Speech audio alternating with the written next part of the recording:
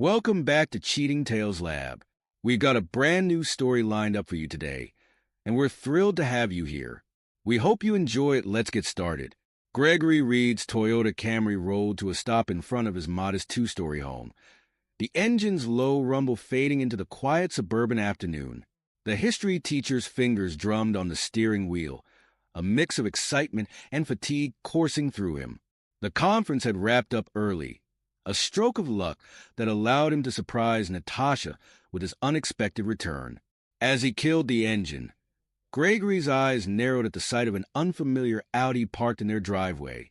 Its sleek lines and polished surface seemed out of place next to Natasha's practical sedan. "Huh," he muttered, climbing out of his car. Maybe Linda from next door got a new ride. The thought felt hollow even as it formed, a feeble attempt to rationalize the unease growing in his gut. The house was quiet as he entered, the silence broken only by the soft thud of his bag hitting the hardwood floor. Gregory paused, listening intently. There it was, muffled voices drifting down from upstairs, barely audible but unmistakably present. His footsteps were deliberately slow and soft as he approached the stairs, each creak of the floorboards sounding like a thunderclap in the stillness. At the bottom of the staircase, Gregory tilted his head, straining to make out the words. Natasha's voice, low and sultry, reached his ears. "I can't wait to see you tonight, baby. It's going to be wild." The words hung in the air, each syllable a dagger to Gregory's heart. This couldn't be happening. Not to him. Not after 14 years of marriage. His mind raced, searching for an innocent explanation, but finding none. With each step up the stairs, the reality of the situation became harder to deny. He found Natasha in their bedroom, phone pressed to her ear, a coy smile playing on her lips, a smile he hadn't seen directed at him in months. "Natasha?" His voice cracked, betraying the turmoil within.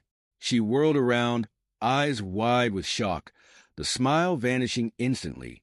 "Greg, I thought you weren't due back until tomorrow." Her voice was higher than usual, tinged with panic. "Clearly," he said, his voice barely above a whisper. The room seemed to spin around him, the familiar surroundings suddenly alien and hostile. "Who were you talking to?" Natasha's face hardened, her initial surprise morphing into defiance. The transformation was so sudden, so complete, that Gregory wondered if he'd ever really known her at all. "It's none of your business, Greg," she spat, her tone dripping with contempt. "None of my business? You're my wife, for Christ's sake." The words exploded from him, fueled by a mixture of pain and incredulity. How could she stand there, in the bedroom they shared, and tell him this was none of his business? "Oh, grow up," Natasha sneered, rolling her eyes.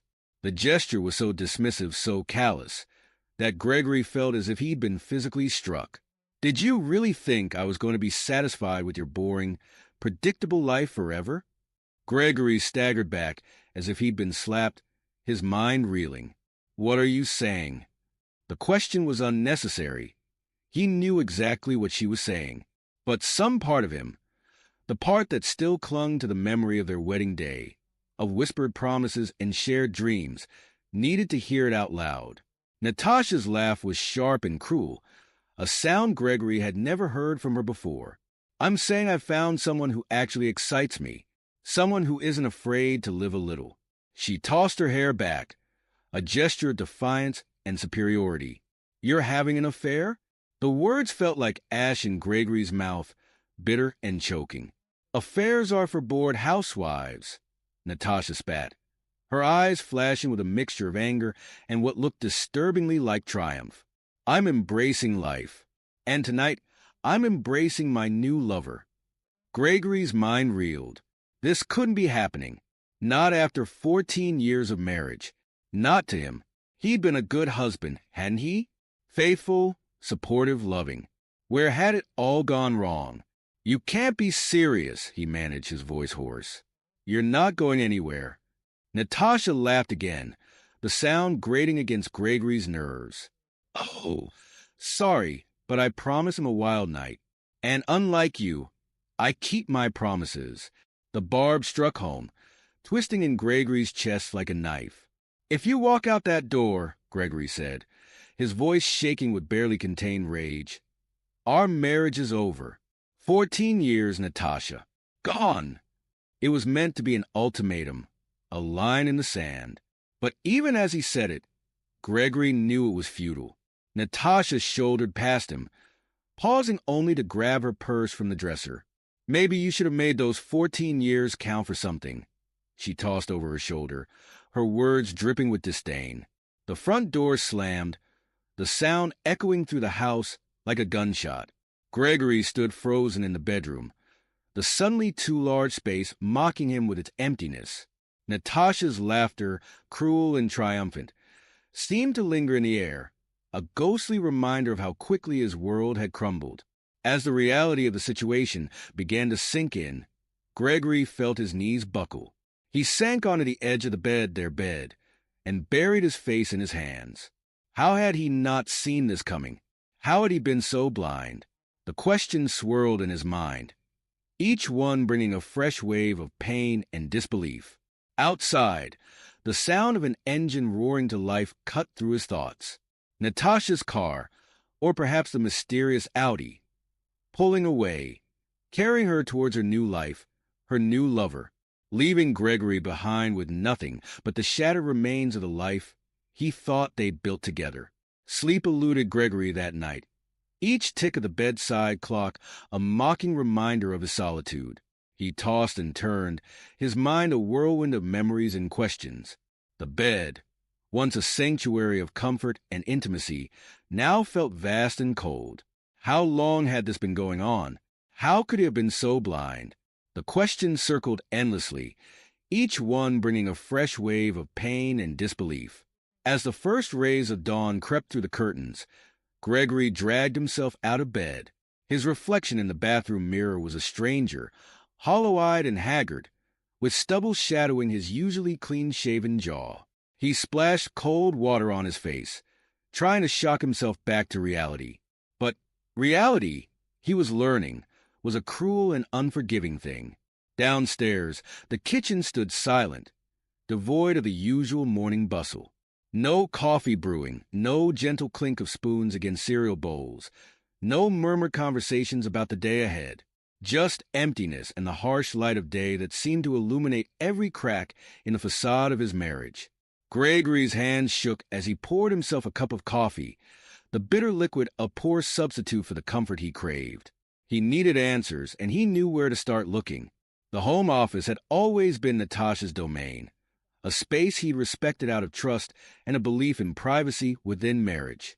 Now, that respect felt like a cruel joke, a weakness she had exploited. With a deep breath, Gregory pushed open the office door.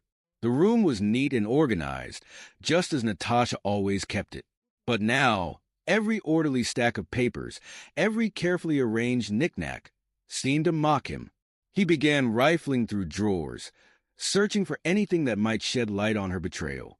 In the bottom drawer of the filing cabinet, hidden beneath a stack of old tax returns, he found what he was looking for: credit card statements, carefully concealed from their joint account. His eyes widened as he scanned the charges: expensive restaurants, hotel stays, lavish gifts. All dated back months, possibly longer. "Jesus," he muttered, sinking into the office chair. The affair hadn't just been going on for weeks or months. This was a long-term deception, a carefully orchestrated betrayal that spanned a significant portion of their marriage. The realization hit him like a physical blow, leaving him breathless and nauseous. As he sat there, trying to process the magnitude of Natasha's betrayal, something caught his eye, a faint glow coming from beneath a stack of papers on her desk. Gregory's hand trembled as he reached for it, already knowing what he would find. A burner phone. Of course, he should have known. It was almost comically cliché, like something out of a bad detective novel. But there was nothing funny about the sick feeling in his stomach as he turned it on. The screen lit up, revealing a cascade of text messages. His stomach churned as he scrolled through them, each one more intimate and explicit than the last. Pet names, inside jokes, plans for rendezvous, a whole secret life laid bare in digital form. And they're repeated over and over,